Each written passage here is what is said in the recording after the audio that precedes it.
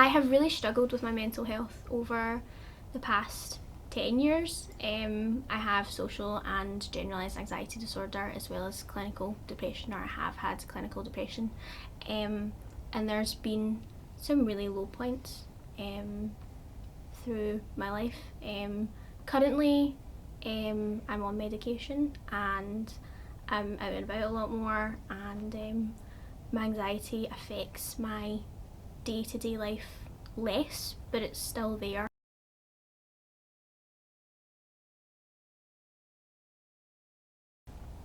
When I feel down, I either distract myself or I just kind of schedule in time to relax and just take a breath, because everything can feel quite overwhelming, and sometimes I just need to literally like do nothing in order to feel better.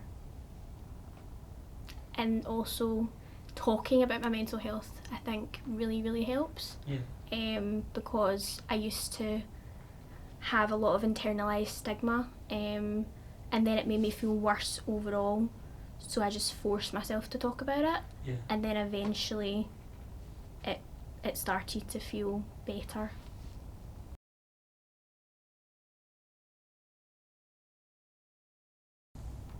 I would say to someone else who might be feeling down or struggling with mental health that they're not alone, and if they need support, it's out there. And I would say that, it's not. I don't know what else I'd say.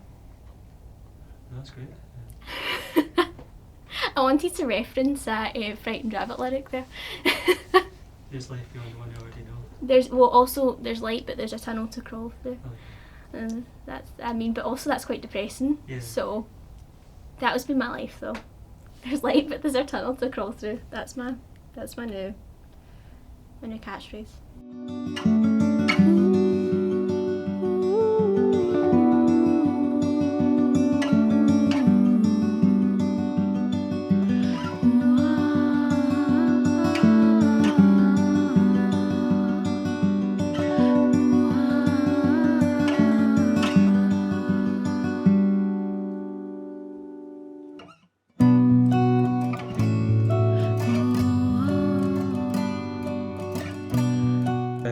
If you could just introduce yourself and what you do.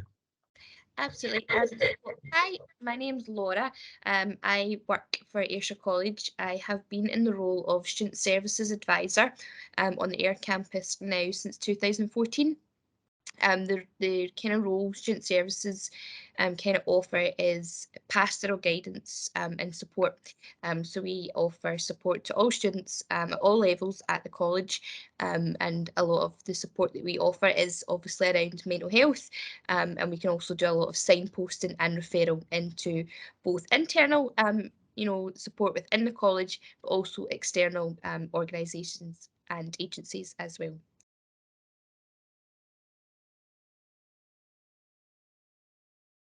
So yeah, mental health is obviously a massive focus for students, and colleges, you know, all across have recognised how important it is, and the resources that are required.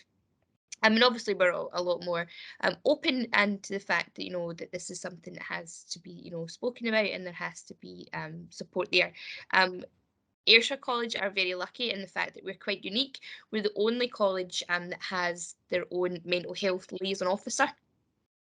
So we have a mental health liaison officer who does a lot of kind of education, a work role. It's about doing awareness raising. So our mental health liaison officer will go in and do workshops and with staff to raise awareness of mental health, and that it's okay to talk about mental health. They also offer drop-in sessions for students to go along if they have any concerns or they want a bit of advice and guidance. Terms of just different we do different kind of campaigns and raising awareness for mental health as well, just to kind of encourage people to feel comfortable about accessing support and talking about mental health as well, because we can have all these resources, but if people don't feel comfortable accessing them, or knowing as well. It's about raising awareness that all this support is there as well.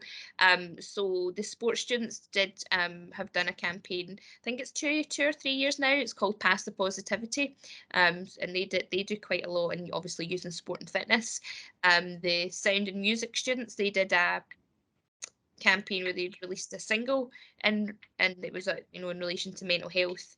The media students as well, along with the sound production students, they've done a couple of podcasts as well through Rockville Studios on mental health, as has our mental health liaison officer. She's done kind of small series looking at different kind of mental health conditions. She's one on anxiety, so it's like a mini series.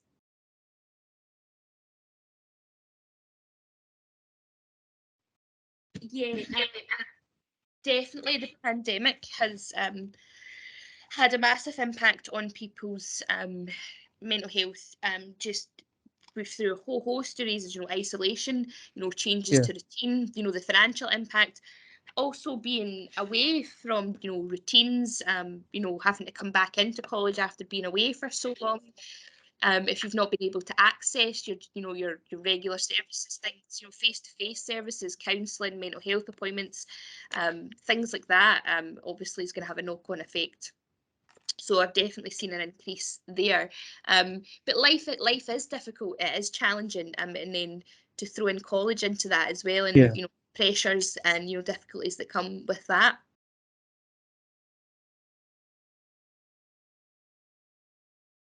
I think the most important thing is to know that it's okay to have a bad day. It's and that might seem really simple, but it is. And I think sometimes we can put so much pressure on ourselves to have it all together, and or if you're studying as well, to think that we must succeed and we must pass everything, and that, or what I say a lot to my students, just because you're here doing a media course, you also have life out with that, and we can't always separate that. So see, if you are struggling, I don't want anyone, and and all my colleagues in student services and everybody within the college is the same.